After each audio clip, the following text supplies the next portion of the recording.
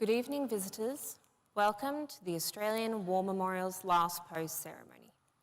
My name is Nicola Donnelly, and joining us today from the Australian Army is Warrant Officer Class 1, Virginia Morris. This evening, we warmly welcome the family of Private David William Hood, whose story will be told shortly. We also warmly welcome Air Commodore Peter McDermott, retired, National Vice President of the Air Force Association, and one recruit training unit from the Royal Australian Air Force Base in Wagga Wagga. We welcome the veterans who have served, those that are still serving, and the families that love and support them. The live stream of this ceremony is made possible by the Returned and Services League of Australia and the RSL and Services Clubs Association. We welcome members who are watching the broadcast of this ceremony across Australia. During this evening's ceremony, wreaths will be laid at the base of the Pool of Reflection by family, visitors to the memorial, and students on behalf of the International French School of Sydney from Maroubra, New South Wales. If you are able, please stand and join singing the national anthem.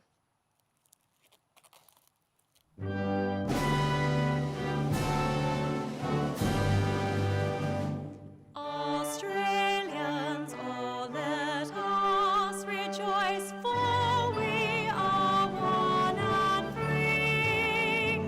With golden soil and wealth for toil, our home is got by sea. Our land abounds in nature's gifts of beauty, rich and rare. In history's page, let every stage advance Australia fair. In joyful strains, then let us sing, advance Australia fair.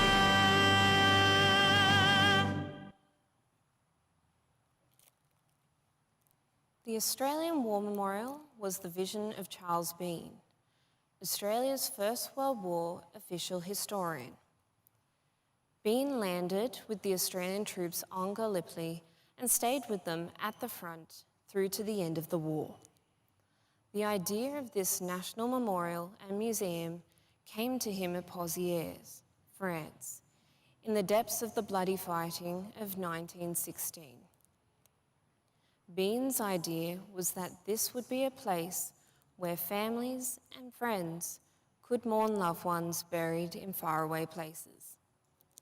It would also be a place that could help all Australians understand what these men and women had endured and what they had done for us.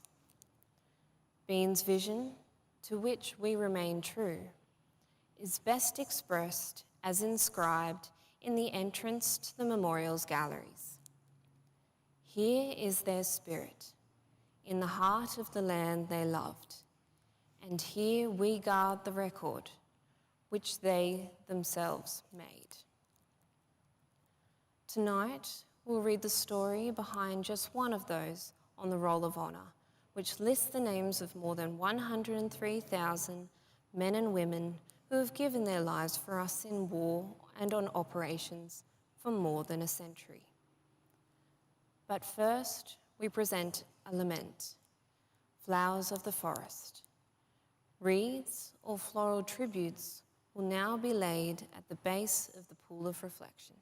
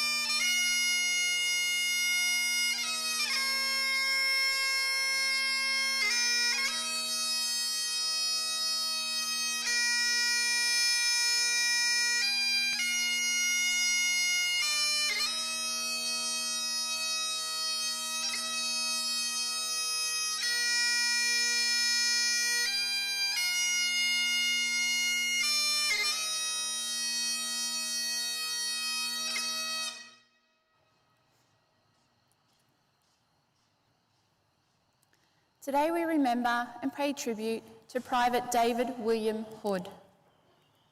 David Hood was born on the 16th of January 1886 in East Glenelg, South Australia. Known as Dave, he was one of 8 children born to English immigrants Thomas and Hannah Hood. The family lived in the beachside suburb of Glenelg in Adelaide throughout Dave's childhood. When Dave was 5, his mother died after contracting typhoid fever. Thomas Sr. remarried 2 years later and had further 2 children with his new wife, Ada. While Dave was at the local state school, his older brothers Tom and George enlisted for service in the South African War. Both brothers returned home at the end of the war in 1902. Dave Hood travelled throughout Australia and New Zealand, eventually settling back in Glenelg and working as a telegraph linesman. Tragedy struck the Hook family twice during this otherwise peaceful period. Dave Hood's youngest brother John drowned in the sinking of the Cutter Wanderer near Kangaroo Island in 1907, and Tom died of a short illness. Following the outbreak of the First World War, Dave Hood enlisted on the 18th of July 1915. He was allocated to the reinforcement of the 10th Infantry Battalion with the rank of private. He departed Adelaide in the troop ship Ballarat on the 14th of September 1915. After a brief period in a camp in Egypt, Hood joined the 10th Battalion on the Greek island of Lemnos in December 1915. He returned to Egypt and in late February was transferred to the newly formed 50th Infantry Battalion as part of the restructuring of the Australian Forces. In early March, Hood was charged with overstaying his leave by 15 hours. He was fined 2 days' pay and returned to training. Hood left Alexandria on HMA Acadian on the 5th of June 1916, arriving at Marseille in southern France a week later. Following 2 months adjusting to life on the Western Front, the battalion moved into the front lines near Mouquet Farm in the Somme on the 12th of August 1916. The farm stood in a dominating position on a ridge. Although the farm buildings had been reduced to rubble by artillery, the strong stone cellars below ground had been incorporated into the German defences. Between the 8th of August and on the 3rd of September, the 1st, 2nd and 4th Australian Divisions mounted 9 attacks on the farm, each failing to capture and hold the position. The 50th Battalion launched their attack on the 13th of August in the face of heavy enemy artillery bombardments. While withdrawing through the trench systems 3 days later, the battalion was subjected to heavy shelling and constant showery weather. By the time the battalion reached the billets behind the lines at 9 a.m. on the 16th of August, they had sustained 414 casualties, including 67 missing in action. Dave Hood was one of the men from the battalion declared to be missing. It took 10 months for his fate to be determined, during which time his family waited anxiously for news. Finally, a court of inquiry held on the 1st of June 1917 determined that Private David William Hood had been killed in action during the withdrawal from Mouquet Farm on the 16th of August 1916, blown to pieces and killed instantaneously by an enemy shell. He was 30 years old. Dave Hood's death did not mark the end of the family's war service. His brother Henry survived the war, returning to Australia in 1919. 2 decades later, half-brother Robert Hood would see service in the Second World War on board HMAS Peary. Despite a handwritten note in Hood's service record stating he had been buried at Mouquet Farm, his final resting place was never identified. He is commemorated today on the Australian National Memorial at Villers-Bretonneux among 10,000 Australians who died fighting in France and who have no grave. His name appears on the honour roll on the Adelaide Postmaster General's Department. His name is also listed on the Roll of Honour on my right, among 62,000 Australians who died while serving in the First World War. His photograph is displayed today by the Pool of Reflection. This is one of many stories of service and sacrifice told here at the Australian War Memorial. We now remember Private David William Hood, who gave his life for us, for our freedoms, and in the hope of a better world.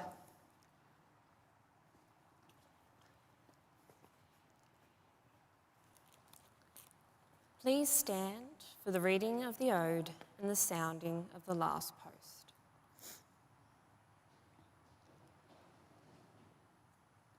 They shall grow not old as we that are left grow old. Age shall not weary them, nor the years condemn. At the going down of the sun and in the morning, we will remember them. We will remember them.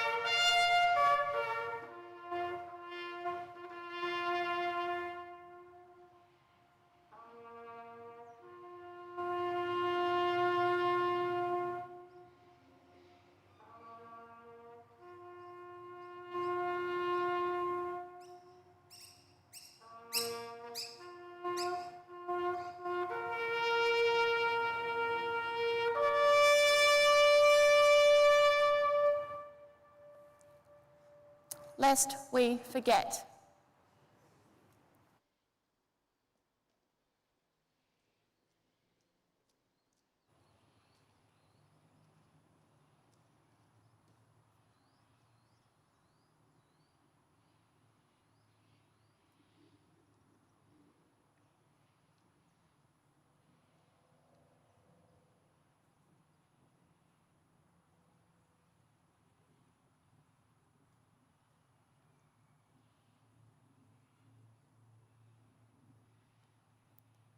We leave you this evening with the words of the memorial's founder, Charles Bean.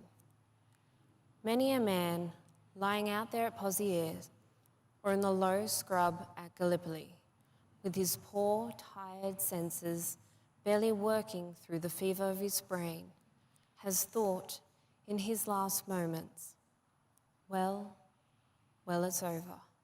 But in Australia, they will be proud of this.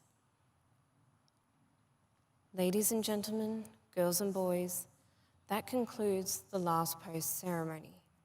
On behalf of the director, staff, and volunteers, thank you for visiting the Australian War Memorial today and for your continued support during the memorial's development project. We wish you all a very pleasant evening. Thank you.